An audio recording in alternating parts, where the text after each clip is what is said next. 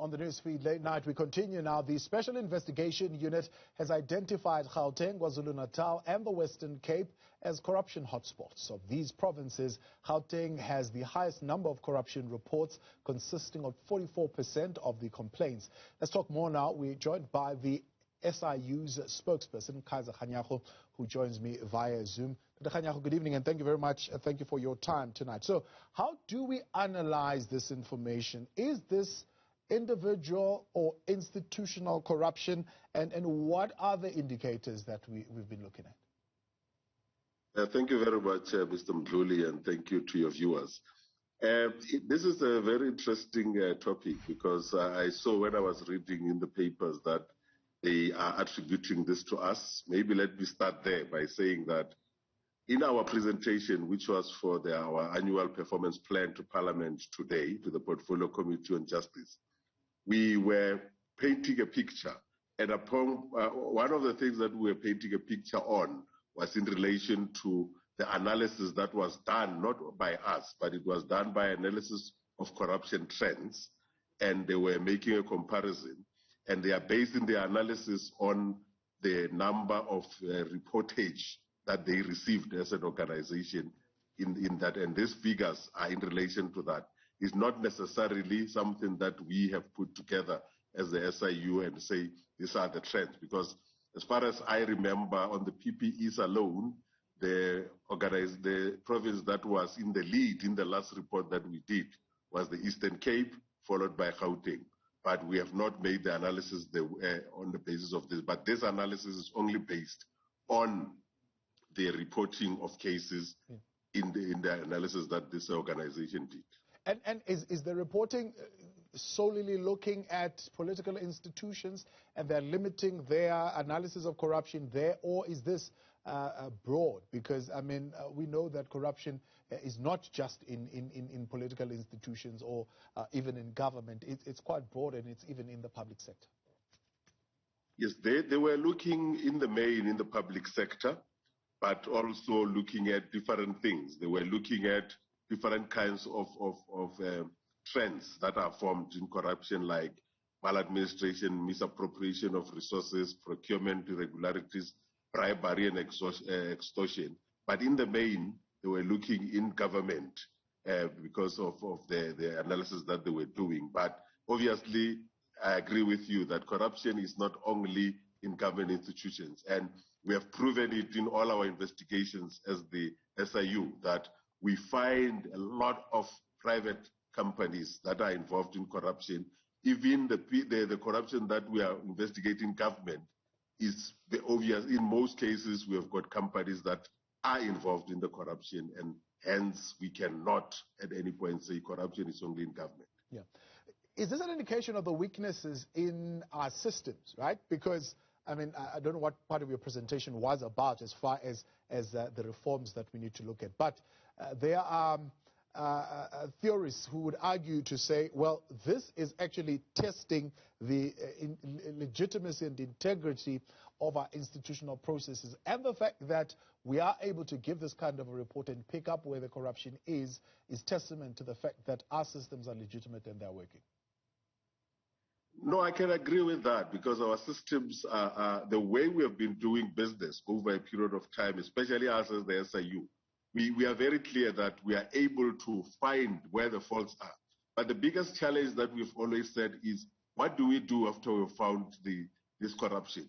There are three things that I always talk about that we do. But besides that, we also go back to the organization and do what we call systemic recommendations, where we go and say to the accounting officers, these are the problems that we have found.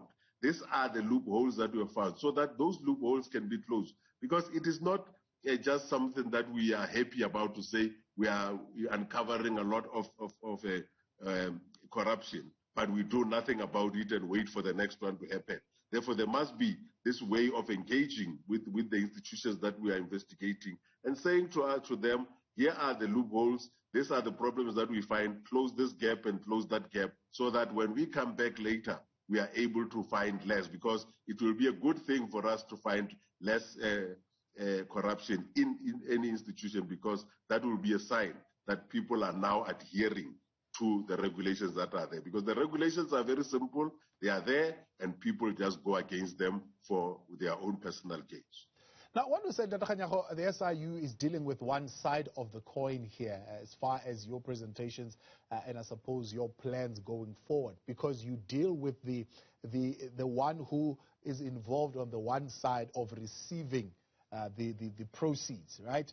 What about the other side that, for example, is the transmission of the proceeds? Somebody else would have said, well, how come we never look at the banks and the role that they are playing in facilitation of these payments? How come we don't look at the private sector and the role that they are playing, so that when we are dealing with the reforms, our energies should not just be focused on the one side of the coin, but rather on the holistic approach to dealing with corruption?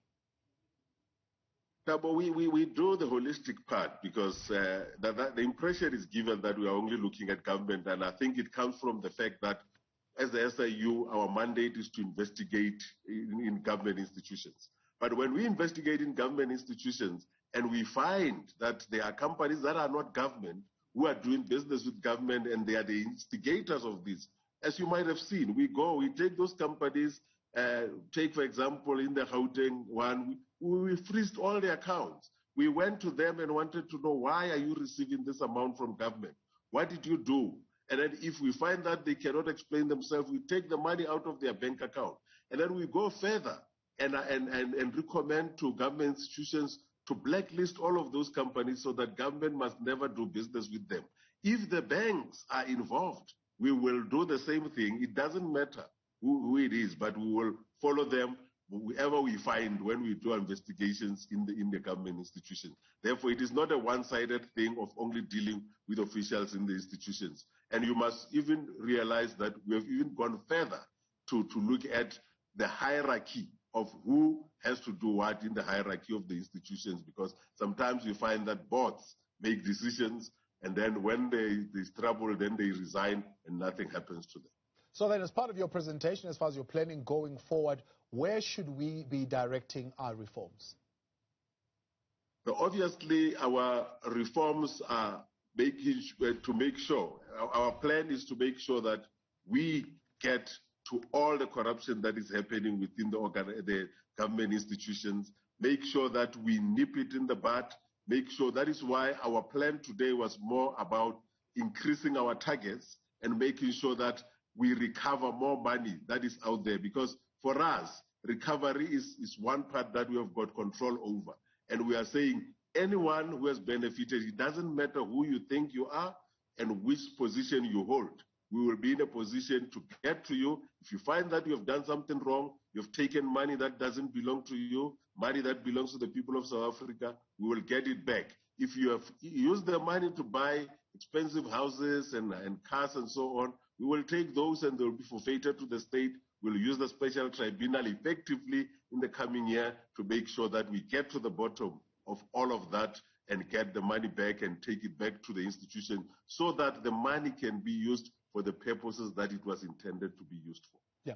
Quality of our institutions, I mean, one would say currently, of course, with the COVID challenges exacerbating our situation in the economy and the clear lack of funds currently in government, how do we tighten the quality of our institutions, but also deal with the perceived selective prosecution?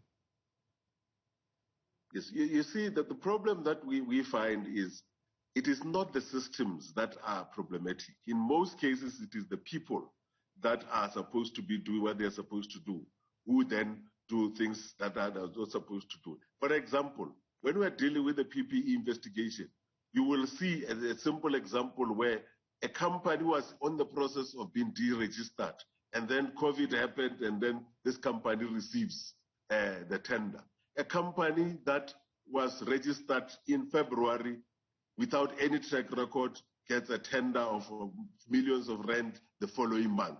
And those are the things that are generated by human beings because of the excitement of the fact that they want to make quick bucks. And that is the issue. There's no problem with the systems. The PFMA is very clear on what needs to be done, and all of the people who are supposed to follow it, if they follow it, we wouldn't be where we are. That is why it was important for us to then take this process and make sure that we go back to the organizations and close the loopholes where it is necessary.